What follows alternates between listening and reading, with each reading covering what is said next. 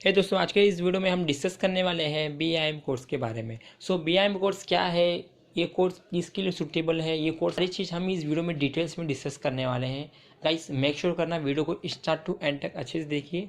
काफ़ी डिटेल्स में हम पूरा कवर करेंगे BIM course. Okay, so video start करने से पहले अभी तक दोस्तों मेरे चैनल को आपने सब्सक्राइब नहीं किया है तो दोस्तों सब्सक्राइब कर लीजिए और बेल आइकन बटन को भी प्रेस कर लीजिए, क्योंकि जब भी हम वीडियो लेकर आए सबसे पहले वीडियो की नोटिफिकेशन आप तक पहुंच जाए। So today is agenda of video. So guys, BIM course के बारे में आज इस वीडियो में हम क्या क्या पॉइंट्स डिस्कस करने वाले वीडियो में वो देख लेते हैं। सबसे पहले हम बात करेंगे कोर्स की लेवल, ये कोर्स का लेवल क्या है। सेकेंड, हम देख लेंगे कि कोर्स करने के लिए इसकी ड्यूरेशंस क्या होती है। उसके बाद एलिजिबिलिटी क्राइटेरिया, एडमिशन प्रोसेस क्या है, कोर्स की फ़ीस कितनी लगेगी, एग्जामिनेशन टाइप्स क्या है, BIM कोर्स करने में कौन कौन से सब्जेक्ट्स हमको स्टडी करने हैं। उसके बाद जॉब्स आफ्टर BIM क्या है। उसके बाद आपको BIM के बाद कोई एजुकेशन, हाई एजुकेशन करना है तो उसके बाद क्या कर सकते हैं, उसके बारे में डिस्कस करेंगे। देन फाइनली हम डिस्कस करेंगे सैलरी आफ्टर BIM कोर्स करने के बाद सैलरी कितना आप अर्न कर सकते हो। तो guys, before starting course level, पहले हम BIM कोर्स के बारे में जान लेते हैं। Short description, what is BIM course. Okay, so guys, bachelor of investment management. सबसे पहले बात कर लेते हैं कि ये कोर्स इनको करना चाहिए। जिन स्टूडेंट को अपना करियर इन्वेस्टमेंट मार्केटिंग में करना है, लाइक आप स्टॉक एक्सचेंज, जो बाइंग सेलिंग पोर्टफोलियो, ये कोर्स बहुत ज़्यादा सूटेबल आप लोग के लिए। लाइक आप इसमें काफ़ी चीज़ स्टडी करते हो, जैसे कि financial statement, performance, company valuation, जो आपको यहाँ पे डिटेल्स में दिख रहे हैं। रीड कर लेते प्रोग्राम का आउटकम क्या है। The BCom investment management prepare student for a career in investment financial asset management, either on buy side working with active portfolio allocation or on the sell side working for brokerage firms. The program gives the student a rigorous training in accounting, statistics and finance. The programs enable students to analyze financial statement, perform company valuations, construct efficient portfolios with appropriate risk profiles, and manage risk using dynamic trading strategy and derivative instrument.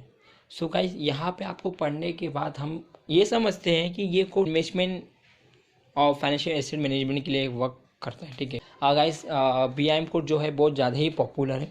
ठीक है, ये course पहले popular नहीं था, but now day course बहुत ज़्यादा ही popular हो रहे हैं। कल क्या है, आप ये कोर्स को ऑप्ट करते हो, लेते हो, तो आपका ये जो कोर्स लेवल होगा ग्रेजुएट हो जाओगे। देन ये कोर्स को करने के लिए 3 ईयर्स का ड्यूरेशन है।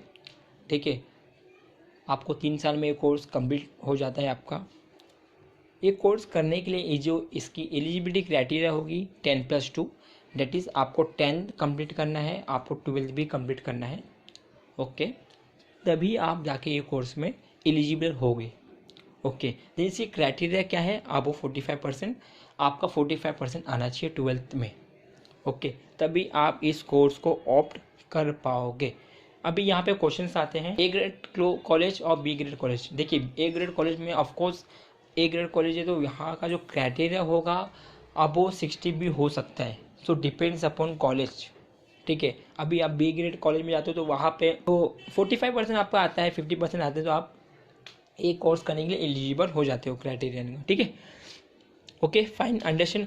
देन ये कोर्स करने के लिए आप कोई भी स्ट्रीम के हो, whether it is science, arts, commerce, आप ये कोर्स को ले सकते हो।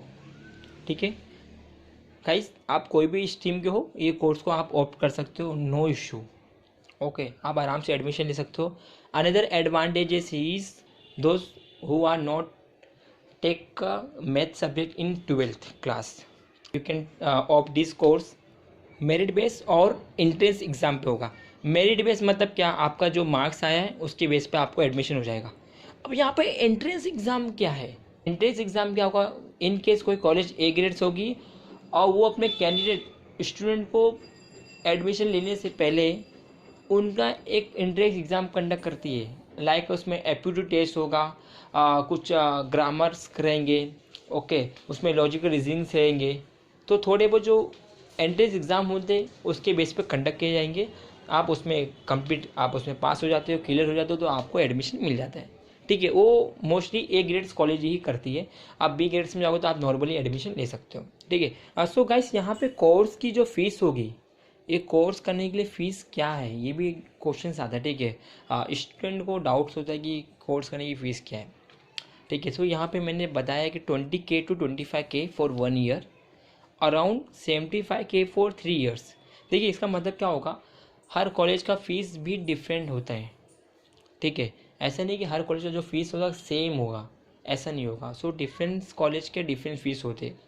ओके, देखिए अभी मोस्टली हम अराउंड समझ लेते हैं कि आप कोई नॉर्मल कॉलेज में आप जा रहे हो तो वहाँ पे 19K भी हो सकता है या फिर 22K तक होगा, इसलिए हम लोग एक मैक्स टू मैक्स ले लिए हैं। 20K to 25K हम 1 ईयर कंसिडर करेंगे और अराउंड आपका 75K तक हो जाएगा। 3 ईयर्स की ड्यूरेशन में आपका 75K या 80K तक आप कंसिडर करिए कि आपका ये कोर्स कंप्लीट हो जाएगा।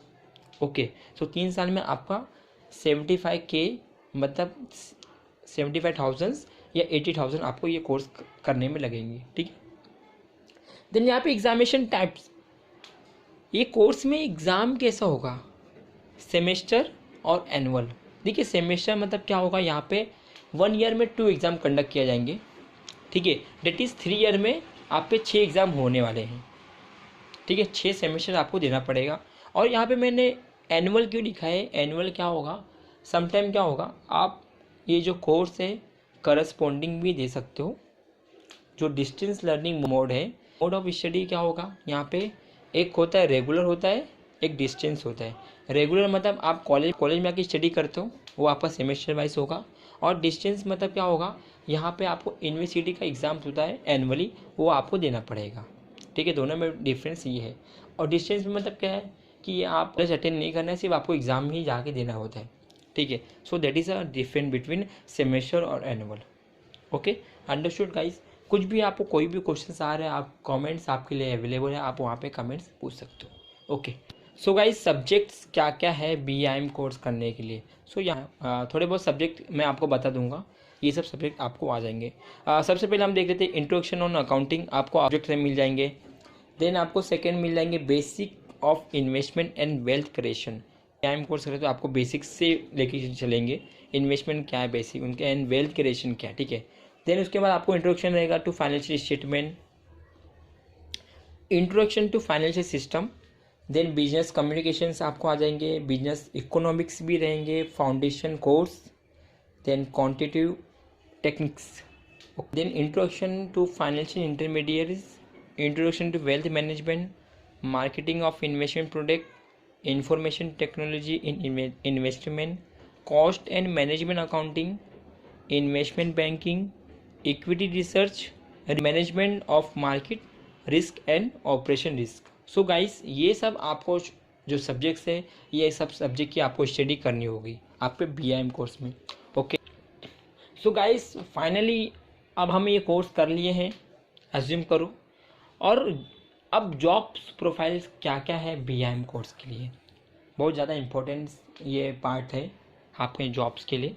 ठीक है, तो सबसे पहले बात कर लेते हैं, आप जब BIM कोर्स करते हो तो यहाँ पे देखिए क्या क्या होगा। Responsibility under asset under management, तो फंड मैनेजर्स की भी आपको जॉब्स मिल सकती है। डिस्ट्रीब्यूटर जैसे कि आपको ऑप्शंस आ जाते हैं यहाँ पे, asset management company again same आपको उसमें ही वर्क करने मिल जाएगा।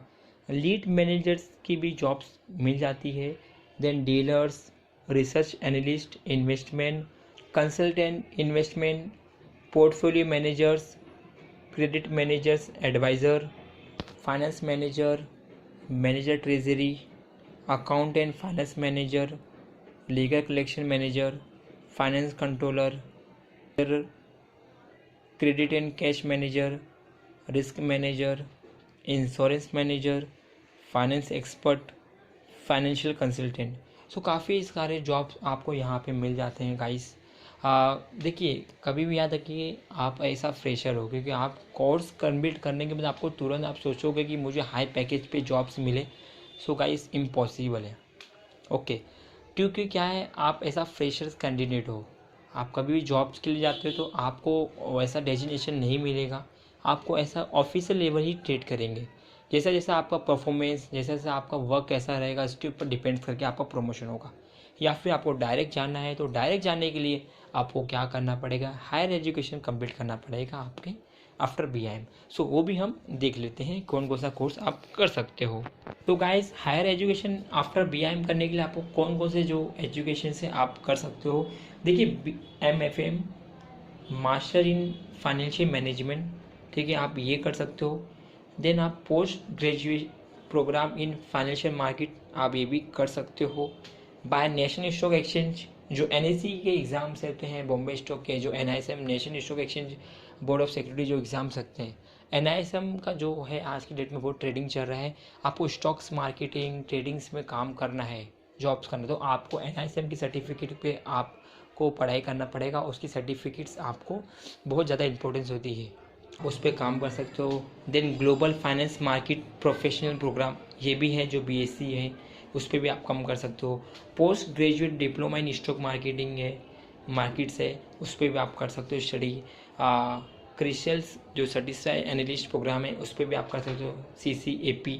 Post graduate diploma in security market काफ़ी एडवांटेज है, आप ये कोर्स करते हो। सो बेसिकली क्या है गाइस, आपका जो करियर है, आप BIM का करियर चूज़ करो तो आप अपनी स्टडी कंप्लीट करिए, उसमें डिप्लोमा या पोस्ट ग्रेजुएट करोगे तो आपको जो सैलरी से जो पैकेजेस है वो भी हाई मिलेंगे, ठीक है। और जो आपका डेजिग्नेशन आप सोच रहे हो, जो इसके पहले जो स्लाइड था, ठीक है, तो उसके बेस पे आपको मिलेंगे, क्योंकि ग्रेजुएट के बेस पे आप सोचोगे डायरेक्ट में मैनेजर बन जाए तो इम्पॉसिबल है, ठीक है। आप MNCs कंपनी की जब बात करेंगे हम लोग, बड़ी बड़ी जो big company directly jobs freshers को मिलते हैं तो उनको जो कैंडिडेट कंसिडर करते हैं ऐसा ऑफिसर लेवल पे कंसिडर करेंगे आप, ठीक है। सो उसका पैकेजेस बहुत कम होगा क्योंकि आपके पास कुछ भी एक्सपीरियंस ही नहीं है, आप एक कोर्स कंप्लीट करके आए हो, ठीक है। वो कोर्स में आपको क्या करना पड़ेगा, एक्सपर्ट बनना पड़ेगा, देन जाके आप सैलरी की प्रीफर में आते हो, ठीक है। 2,30,000 2,15,000 का LPA मिल सकता है, लेग पर एनम, ठीक है। मीन्स आपका एनुअल जो सैलरीज होती है CTC वो आपको प्रोवाइड करेगी कंपनी।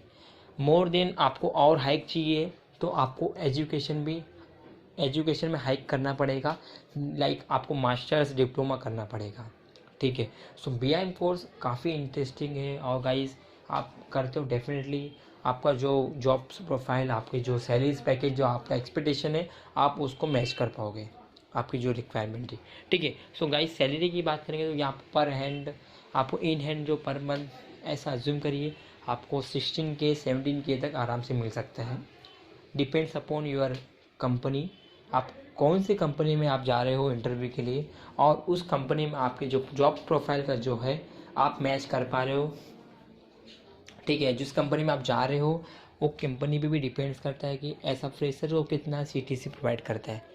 सो गुड लक, आपका कंपनी जो कंपनी में आप जा रहे हो, लाइक बड़े बड़े जो MNCs कंपनी है लाइक विप्रो का, टाटा कंसल्टेंसी कंपनी, गूगल्स, उसमें देन आपका अलग अलग कंपनीज में आप जाके देख सकते हो।